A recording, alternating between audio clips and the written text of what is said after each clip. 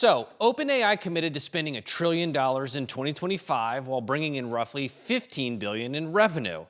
That's not going to math. Meanwhile, over 140,000 tech workers lost their jobs. DeepSeek briefly crashed the entire AI trade with a model that costs less than your monthly DoorDash budget. And after years of drama, TikTok got divested to American ownership. Except China never actually agreed to the deal. 2025 was the year we collectively decided to find out what happens when you take the 2021 bubble, add in AI, subtract any remaining sense of financial gravity, and mix in business strategies that could be best described as the Leroy Jenkins doctrine. Hey guys, Let's do this. Leroy Jenkins! Here's a 2025 recap nobody asked for, but everybody needs. Let's start with the obvious. 2025 was the year AI stopped being a sector and became the underlying basis of the entire US economy. NVIDIA crossed into multi-trillion-dollar territory, not because they make good chips, they do, but because they've essentially become the Federal Reserve of the AI economy. You want to train models? You need their GPUs. You want to seem like you're training models? Also GPUs. In 2024, AI basically meant NVIDIA plus the hyperscalers, your Amazons, your Microsofts, your Googles, building data centers the size of small countries. But in 2025, everyone realized you can't just throw GPUs at a problem. You need data infrastructure, you need specialized storage, you need terawatts of electricity that don't currently exist. And in response, the market went on a bender. Palantir, Snowflake, Cloudflare, infrastructure plays became the new fast mover on everyone's Bloomberg terminal. But here's where things get real funky. You've got this circular deal structure that would make Enron blush. AI companies sign massive compute deals with cloud providers, who are also their investors, who also use their models, who also need the massive contracts. It may be a way to access friendly cash or inventory, but it's also a sign that private markets have had enough and are looking for the exits. OpenAI's $1 trillion commitment epitomizes this perfectly. They're booking revenue from Microsoft, who's giving them compute credits, which they're using to train models, which Microsoft is selling. And at some point you have to ask, is anybody actually making money here? Or are we all just passing the capital stack around an increasingly expensive poker table? The bulls say this is what platform shifts look like: messy, circular, overinvested at first, but ultimately transformative. The bears point out that we've seen this movie before, and it usually ends with investors getting crushed.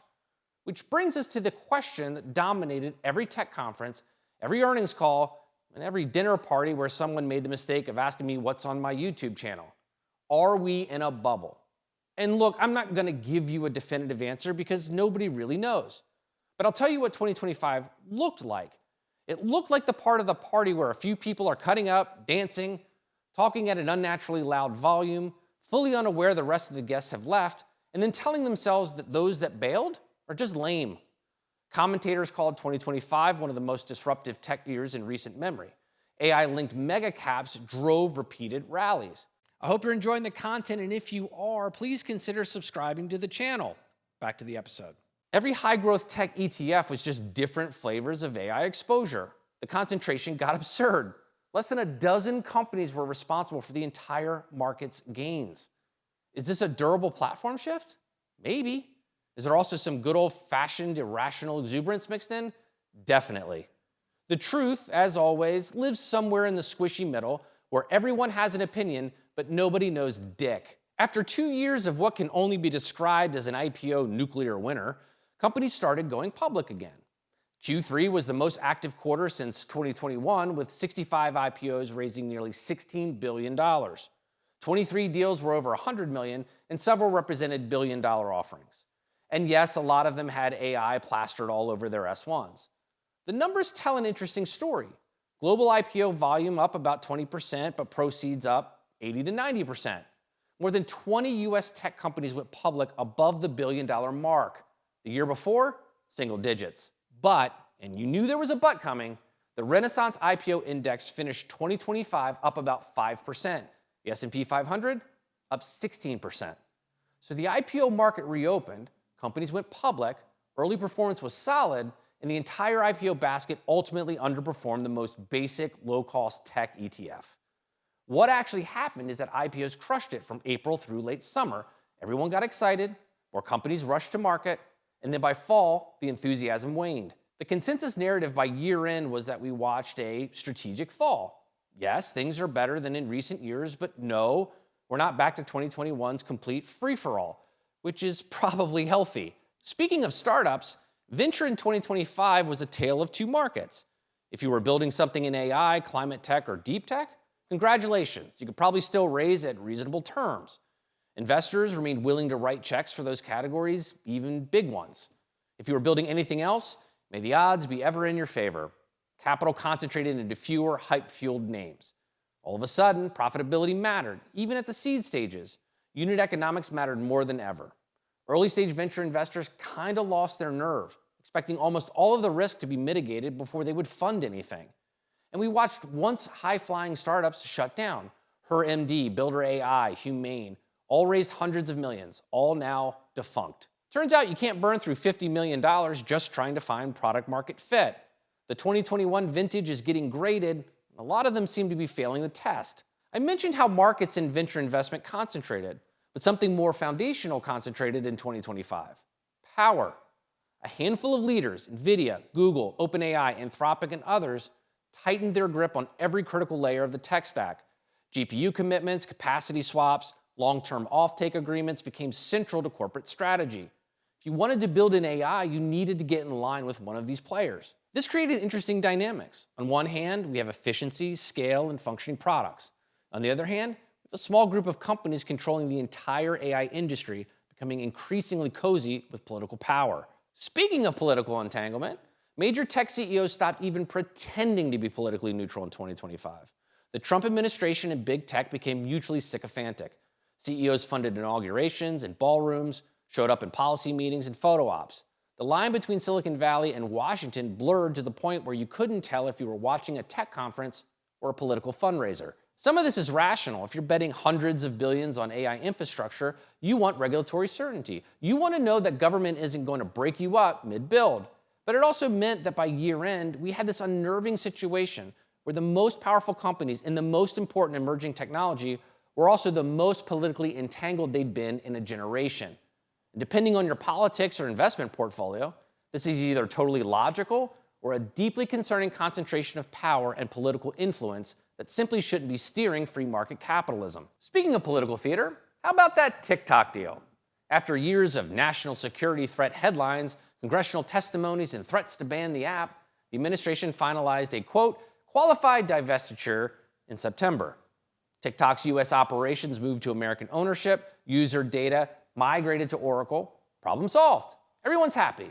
Except, while TikTok's parent company ByteDance said yes, China never actually agreed to the deal.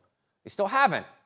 So we did this whole elaborate divestiture dance, declared victory, and the other party just kind of shrugged, knowing they could ultimately scuttle the deal at any time. By letting this deal progress to the final stages where they have maximum leverage, China can name their price or complete an epic rug pull. It's the perfect metaphor for tech policy in 2025. Lots of activity, official-sounding announcements, and an underlying reality that's either mind-numbingly complex or completely absurd. And then there was DeepSeek. A Chinese AI startup released a model that reportedly cost less to train than most American startups spend on catering Taco Tuesdays. It briefly tanked US AI stocks because investors suddenly realized that maybe, just maybe, you don't need to spend billions to make progress in AI. The panic lasted about 48 hours before everyone justified the American approach of throwing infinite money at infinite compute, that they were, in fact, still the smartest guys in AI. But for a brief moment, the market confronted the possibility that efficiency might matter. On December 11th, Trump signed an executive order on AI that basically said states would have to stop making their own AI rules, that the Fed would write the rules for everyone. The order directs agencies to scrutinize and potentially restrict funding to states whose AI regulations conflict with federal priorities, carve-outs for child safety and data center permitting, but otherwise, federal supremacy. This set up an ongoing tug-of-war between states that want to regulate AI their own way and a federal government that wants uniform standards. Who wins? Lawyers. Always the lawyers. And let's not forget, this is the same president who had concepts of a plan for national health care since 2020. It also helps that his cybersecurity and AI czar, David Sachs, is deeply conflicted as a major investor in AI companies that loathe any mention of regulating their tech. So don't hold your breath for any AI regulations coming out of DC. Here's a part of the story that doesn't make for great headlines, but matters a whole lot if you're one of the people involved. Over 1 million jobs were cut in 2025.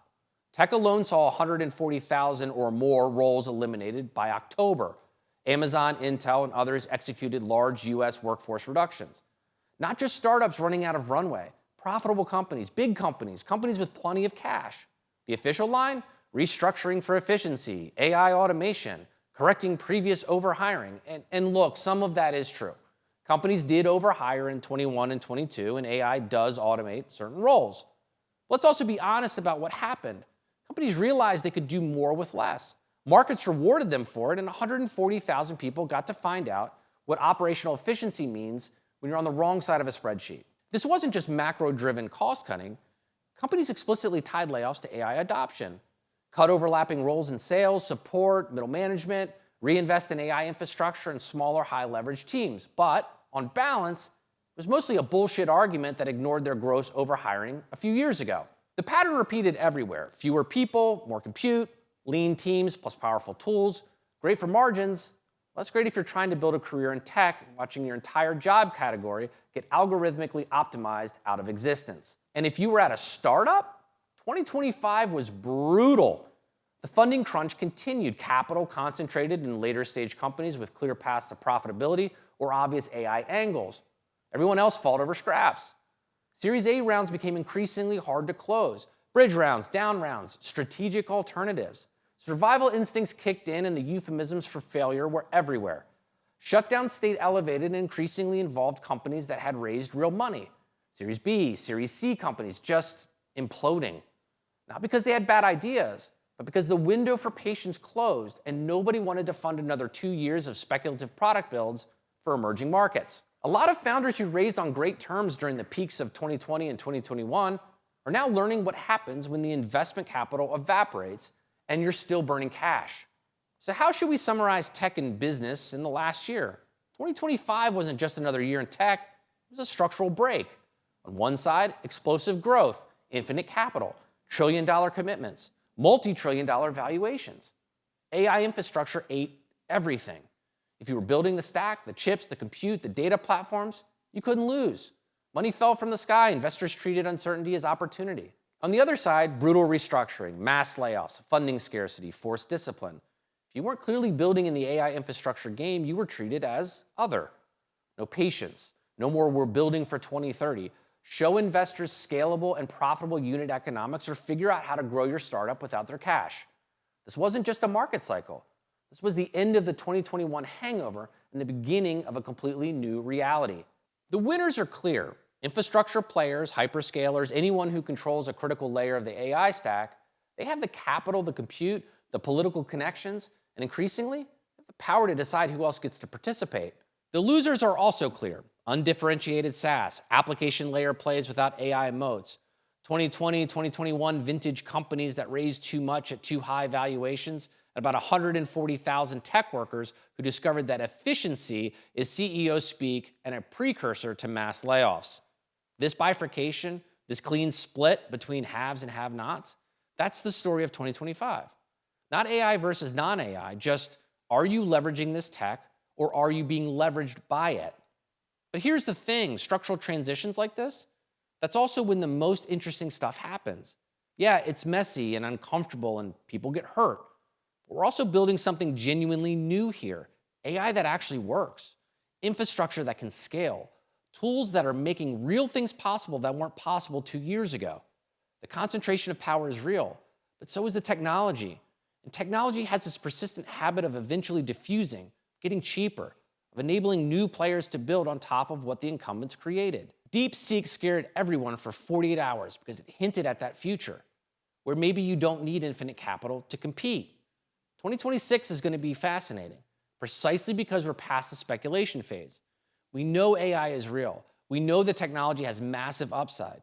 Now we get to see what people actually do with it, which assumptions turn out to be wrong, where the next series of opportunities show up. If 2025 was the restructuring, 2026 is when we find out if that structure creates greater innovation and value or consolidates power and wealth to a degree we haven't seen since the Industrial Revolution. In any case, we're about to find out. That's it for this episode. As always, like, comment, and subscribe, and we'll see you next time.